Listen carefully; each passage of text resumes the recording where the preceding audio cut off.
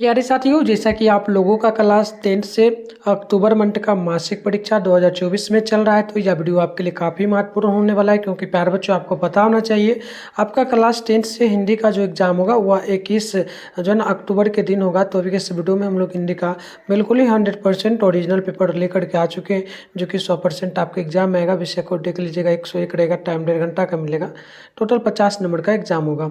और मैं आपको इसी वीडियो में सब्जेक्टिव ऑब्जेक्टिव दोनों का उत्तर बताने वाला हूँ। तो मैं आपको दिखा देता हूँ, ये ऑब्जेक्टिव है एंड ये आप सब्जेक्टिव क्वेश्चन देख सकते हो। इसका उत्तर भी मैं आपको इसी वीडियो में दूंगा। तो चलिए कंटिन्यू स्टार्ट करते हैं। आप लोगों से एक रिक्वेस्ट रहेगा, चैनल को सब्सक्राइब करके ना नोटिफिकेशन कॉल पे प्रेस कर लीजिए एंड वीडियो को लाइक कर लीजिए, ताकि नेक्स्ट वीडियो हम लोग अपलोड करेंगे नेक्स्ट पेपर का, तो आपको मिल पाएगा वीडियो, आप आराम से देख पाएंगे। चलिए स्टार्ट करते हैं। फिर यहाँ 1 से लेकर के 30 तक ऑब्जेक्टिव है, आपको मात्र 25 क्वेश्चन का ही जवाब देना होगा। तो चलिए फटाफट से एक क्वेश्चन को देखते हैं। पहला क्वेश्चन है, ड का उच्चारण स्थान क्या है? तो आप पहला का याद रखिएगा, ऑप्शन नंबर सी होगा मुद्रा। पहला का ऑप्शन नंबर ए हो जाएगा। 2 नंबर क्वेश्चन है, निम्नलिखित में से कौन अंशस्थाष्ट व्यंजन है? तो 2 नंबर का बी हो जाएगा र। ऑप्शन 2 नंबर का बी नंबर याद कर लेंगे। 3 नंबर है कि निम्नलिखित में से कौन उष्ण व्यंजन है? तो 3 का भी बी हो जाएगा, सौ जो है उष्ण व्यंजन है। ऑप्शन नंबर बी आप लोग याद रखिएगा। 4 नंबर की अधि शब्द का सन्निविच्छेद क्या होगा? तो 4 नंबर का आप लोग याद रखिएगा, ऑप्शन नंबर सी जगह अधि प्लस इस, ऑप्शन नंबर सी बिल्कुल ही करेक्ट हो जाएगा। 5 नंबर है कि सिंधु में शब्द का सन्निविच्छेद क्या होगा? तो 5 का ऑप्शन नंबर डी याद रखिएगा, सिंधु प्लस उमी, ऑप्शन नंबर डी बिल्कुल ही राइट हो जाएगा 5 नंबर का। आगे बढ़ते हैं, क्वेश्चन नंबर 6 बोला गया, दिगंबर शब्द का सन्निविच्छेद क्या होगा? तो 6 नंबर का ऑप्शन बी याद रखिएगा, दिक प्लस अंबर, ऑप्शन नंबर बी नंबर बिल्कुल ही करेक्ट होगा। 7 है कि सिर चढ़ना चढ़ाना मुहावरा का अर्थ क्या है? तो 7 नंबर का ऑप्शन बी होगा, यानी कि गुस्ताख बनाना, ऑप्शन नंबर बी बिल्कुल ही करेक्ट होगा। 8 नंबर है कि हाथ पसारना मुहावरे का क्या अर्थ है?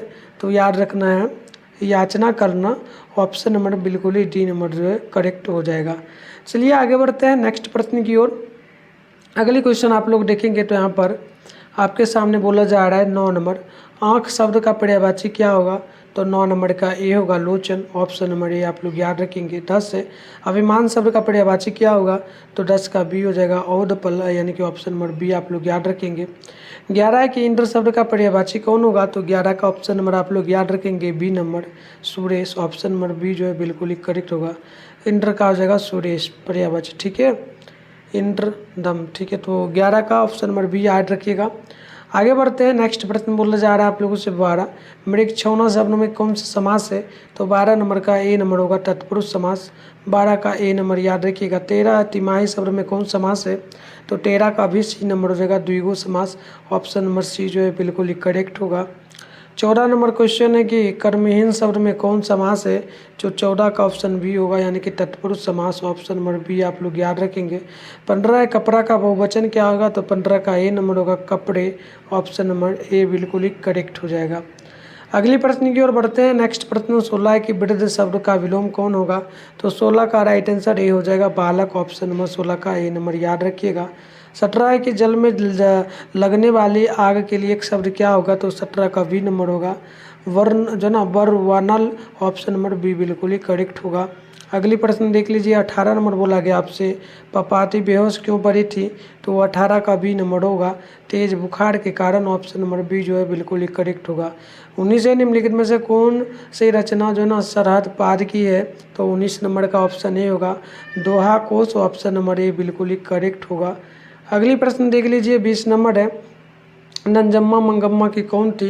तो 20 नंबर का सी होगा बहू, ऑप्शन सी याद रखिएगा। अभी मैं आपको सारे क्वेश्चन का उत्तर बताने वाला हूं, उससे पहले मैं आप लोगों को इसका पीडीएफ डाउनलोड करने के लिए सिखा देता हूं।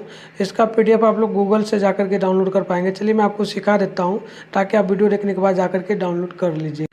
तो प्यारे बच्चों, आंसर की डाउनलोड करने के लिए गूगल को ओपन कर लीजिए, सर्च बार का आइकन पे क्लिक कर लीजिए, और अभी आप इस चैनल पे जो वीडियो देख रहे हो, चैनल का नाम है मिथुन स्टडी सेंटर। तो आप लोग जो है ना चैनल का नाम मिथुन स्टडी सेंटर गूगल में आकर के सर्च कर लीजिए। इसके बाद आप लोगों को ऊपर करना है, फर्स्ट में आपके सामने मिथुन स्टडी सेंटर का ऑफिशियल वेबसाइट मिलेगा। मैं आपको जूम करके दिखा रहा हूँ, इस पर क्लिक कर लीजिएगा। क्लिक करने के बाद इस प्रकार से इंटरफेस ओपन होगा। अब आप लोग आराम से स्क्रॉल डाउन कर लीजिएगा और नीचे चले आइएगा। नीचे आइएगा तो आपके सामने देखो यहाँ पर क्लास 10 का सेशन देखने को मिल रहा होगा।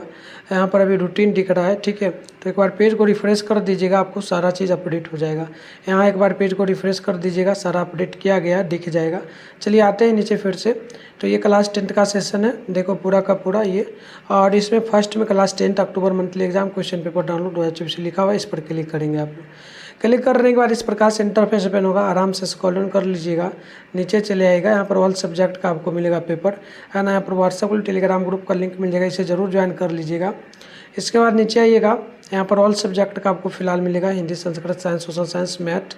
इसके अलावा इंग्लिश, उर्दू, नॉन हिंदी। फिलहाल हम लोगों को भी करना है मैथ हिंदी का। सामने डाउनलोड लिखा है, डाउनलोड पे क्लिक कर देंगे। पेज को एक बार रिफ्रेश आपको करना है, ताकि जब जब आना है करना है, इससे रिफ्रेश करोगे तो सब्जेक्टिव वगैरह का आंसर के अपडेट होगा तो दिख जाएगा। ऑब्जेक्टिव का मैं पहले ही डाल दिया हूँ, हर एक बार पहले ही डालता हूँ, तो ऑब्जेक्टिव का आप यहाँ से लिख पाओगे। सब्जेक्टिव की अगर बात करेंगे तो यहाँ पर आपको 5 क्वेश्चन का उत्तर दिख जाएगा एंड नीचे लॉन्ग में 3 क्वेश्चन का। इसके अलावा नीचे सब्जेक्टिव आंसर ये जो दिया गया, इस पर भी क्लिक करके कर सकते हो। तो पेज वगैरह को रिफ्रेश करके आकर के डाउनलोड आप लोग कर लीजिए। तो चलिए नेक्स्ट प्रश्न 21 नंबर को देखते हैं। नागरी लिपि शीर्षक पाठ साहित्य की किस विधाक से है? तो 21 नंबर का हो जाएगा ऑप्शन नंबर बिल्कुल यहाँ पर जो है बी नंबर, यानी कि निबंध है। ऑप्शन बी याद रखिएगा। 22 है कि लौट कर फिर आऊँगा कविता के अनुसार अनुवादक कौन है? तो 22 का हो जाएगा सी नंबर, प्रयाग शुक्ल। ऑप्शन नंबर सी बिल्कुल करेक्ट होगा। 23 है मेरे बिना तुम प्रभु किस भाषा से अनुदित है? तो आप 23 नंबर का याद रखेंगे, ऑप्शन बी होगा जर्मन से। ऑप्शन नंबर बी बिल्कुल ही करेक्ट होगा। नेक्स्ट प्रश्न यहाँ पर जो है बोला जा रहा है 24 नंबर, बीजाक्षर काव्य संकलन है। तो आप याद रखेंगे 24 का डी नंबर होगा, अनामिका का।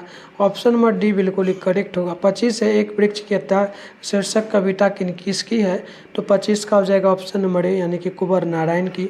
ऑप्शन नंबर ए बिल्कुल ही करेक्ट है। 26 है कि दाते विश्वास की कहानीकार कौन है? तो 26 का ऑप्शन ए होगा सातकोड़ी होता है। 26 का ऑप्शन नंबर ए नंबर आप लोग याद रखेंगे। 27 नंबर क्वेश्चन है, रोन नदी कहाँ है? तो आप 27 का याद रखेंगे, ऑप्शन दक्षिणी फ्रांस में। ऑप्शन नंबर ए होगा। 28 की परंपरा का मूल्यांकन किसकी कृति है? तो 28 नंबर का ऑप्शन बी होगा रामविलास शर्मा की। ऑप्शन नंबर बी बिल्कुल ही करेक्ट होगा। 29 नंबर प्रश्न है कि देवताओं के राजा वज्र किसकी हड्डियों से बना था? तो 29 का सी हो जाएगा दधीची की।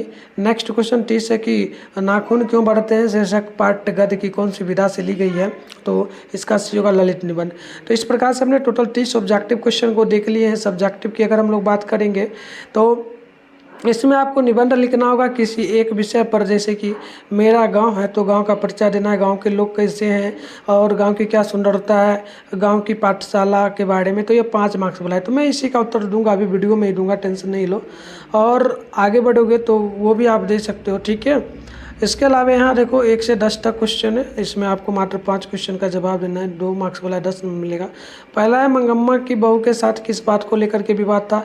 दूसरा है गुरु नानक की दृष्टि में ब्रह्म का निवास कहाँ है? तीसरा है मंगम्मा अपने बेटे बहू से अलग क्यों हुई? चौथा है गुरु की कृपा से किस युक्ति की पहचान होती है? 5वां है किस लेखक भीमराव अम्बेडकर की दृष्टि में इस युग में विडंबना की बात किया है? 6ठा है कि मिस्टर सेन और मिसेज सेन की इस बात का गर्व है उनको? 7वां है कि श्रम विभाजन समाज की आवश्यकता क्यों है? 8वां है कि सेन साहब खोखा में कैसी संभावनाएं देखते हैं? और 9वां है कि डॉक्टर भीमराव अम्बेडकर का जन्म कब और कहाँ हुआ? 10वां है अलंकार की परिभाषा दें। इसके अलावा दीर्घोत्तर प्रश्न में 11 से 15 तक क्वेश्चन है। 3 क्वेश्चन का जवाब दीजिएगा, 5 मार्क्स बोला है, 15 नंबर मिलेगा। तो 11 नंबर है कि हंस कौओं की जमात में शामिल होने के लिए ललक गया, इसकी प्रसंग व्याख्या करे। 12 है कि अम्बेडकर की दृष्टि में जाति प्रथा शीर्षक आर्थिक पहलू से भी हानिकारक क्यों है और कैसे? 13 है कि मंगम्मा ने मांझी को आदमी को बस में रखने के लिए कौन से गुर बताएं? और 14 है कि राम नाम बिना मृत्यु जागे जन्म पद का सारांश अपने शब्दों में लिखे। 15 है कि समाज किसे कहते हैं? समाज के भेदों का उल्लेख करें। तो ये मैंने आपको सारे सब्जेक्टिव क्वेश्चन दिखा दिए। उत्तर की बात कर लें तो यहाँ पर उत्तर भी हम लोग लेकर के आए हैं, है ना। तो देखिए पहला नंबर क्वेश्चन का आपका उत्तर ये रहेगा, दूसरा का ये है और तीसरा का ही है। आप यहाँ से भी लिख सकते हो, नहीं तो जाकर के अच्छा होगा PDF के रूप में आप वहाँ से लिख लो, ठीक है। तो मिलते हैं नेक्स्ट वीडियो में, तब तक के लिए बाय बाय प्यारे बच्चों।